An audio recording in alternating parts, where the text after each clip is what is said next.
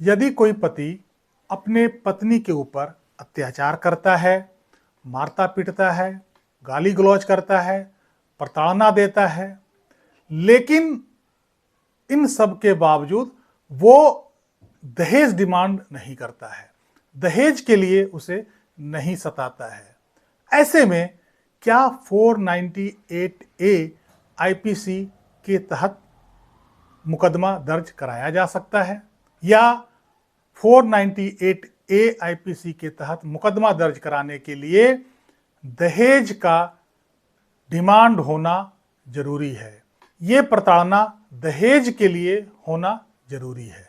ऐसा ही एक मामला ऑनरेबल सुप्रीम कोर्ट के पास आया है और ऑनरेबल सुप्रीम कोर्ट ने इसमें जो बात कही है वो बहुत महत्वपूर्ण है।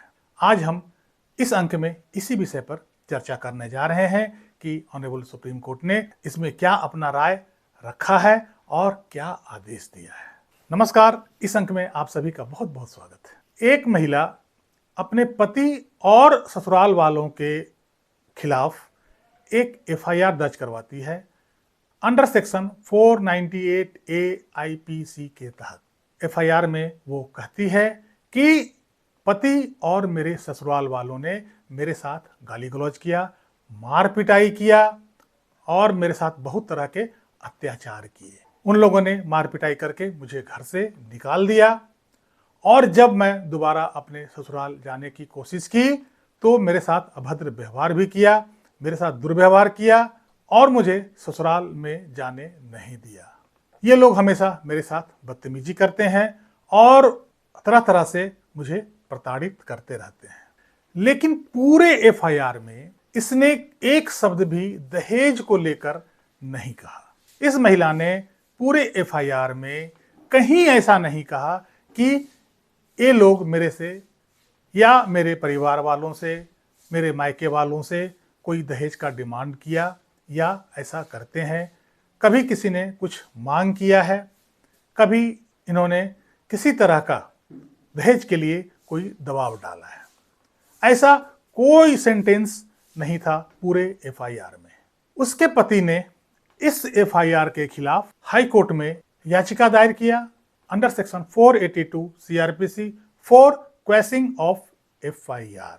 हाई कोर्ट में इनके पति की ओर से जो दलील दिया गया कि ये एफआईआर बनता ही नहीं है, 498 ए आईपीसी तो मेरे खिलाफ बनता ही नहीं है। यदि हम मान भी लें इस महिला की सारी बात कि इनके साथ प्रताड़ना हुआ, इनके साथ मार पिटाई हुआ, इनके साथ गाली गलौज हुआ, सब के बावजूद पूरे एफआईआर में एक शब्द भी नहीं कहा गया है कि हमने कभी दहेज का डिमांड किया है। और जब दहेज का डिमांड नहीं किया है तो हमारे खिलाफ 498 ए का मुकदमा बन ही नहीं सकता। For establish 498 A IPC dowry demand is essential. तो जब पूरे वाकया में हमने कभी डॉरी डिमांड किया ही नहीं तो 498 मेरे खिलाफ और मेरे घर वालों के खिलाफ बनता ही नहीं है। ऐसे में ऑनरेबल हाई कोर्ट को भी लगा कि पूरे एफआईआर में कहीं तो डॉरी डिमांड तो है नहीं और 498 ए में डॉरी का होना एसेंशियल है। इसलिए ऑनरेबल हाई कोर्ट ने एफआईआर को क्वेश करने का आदेश दे दिया। इस आदेश के खिलाफ ऑनरेबल सुप्रीम कोर्ट में अपील दाखिल किया गया। केस का नाम था Aluri Venkataramanna versus Tirupati Rao and others.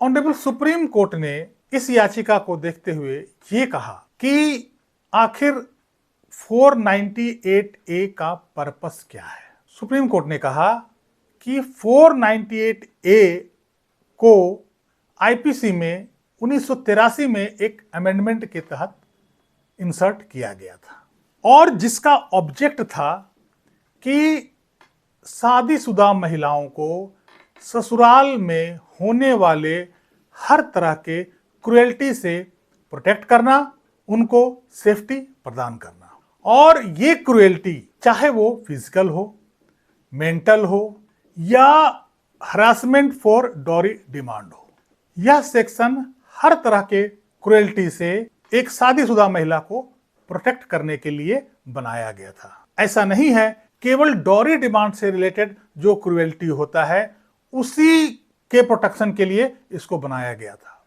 बल्कि एक शादीशुदा महिला को ऑल टाइप्स ऑफ क्रुएल्टी, सभी क्रुएल्टी से प्रोटेक्ट करने के लिए इस सेक्शन को इंसर्ट किया गया था।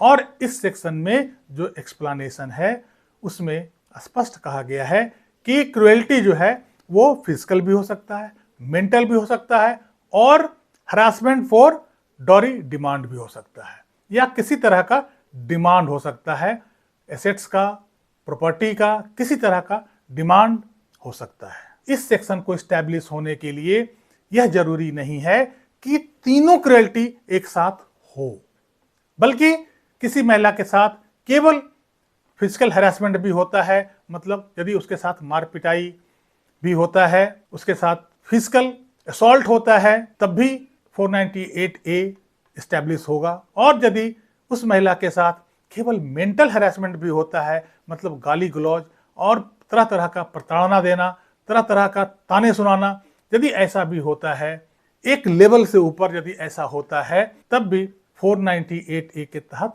मुकदमा बनता है। और यदि केवल दहेज का डिमांड भी होता है और दहेज के लिए इसे हरासमेंट किया जाता है, तब भी यह 498A बनता है। मतलब कि 498A को कंस्टिट्यूट करने के लिए डॉरी डिमांड का होना जरूरी नहीं है।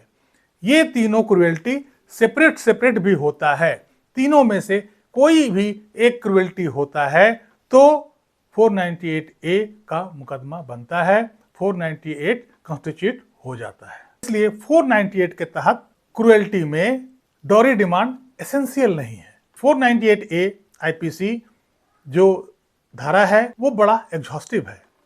ये शादीशुदा महिलाओं को हर तरह के क्रुएल्टी से प्रोटेक्ट करने के लिए बनाया गया था, और इसमें किसी तरह का फिजिकल, मेंटल और डॉरी डिमांड से लेकर यदि कोई हरासमेंट होता है उस महिला के खिलाफ, तो यह 498A को अट्रैक्ट करता है, 498A उसके खिलाफ बनता है। ये कोई जरूरी नहीं है कि हर क्रुएल्टी में डॉरी डिमांड होना चाहिए। ऐसा कहकर ऑनरेबल सुप्रीम कोर्ट ने हाई कोर्ट के उस आदेश को खारिज कर दिया और 498A का मुकदमा को जारी रखा। इस अंक में बस यहीं तक। कैसी लगी ये जानकारी कमेंट करके जरूर बताइएगा, वीडियो को लाइक कीजिएगा, चैनल को सब्सक्राइब कीजिएगा। मिलते हैं अगले अंक में कुछ नई जानकारी के साथ। तब तक के लिए जय हिंद, वंदे मातरम।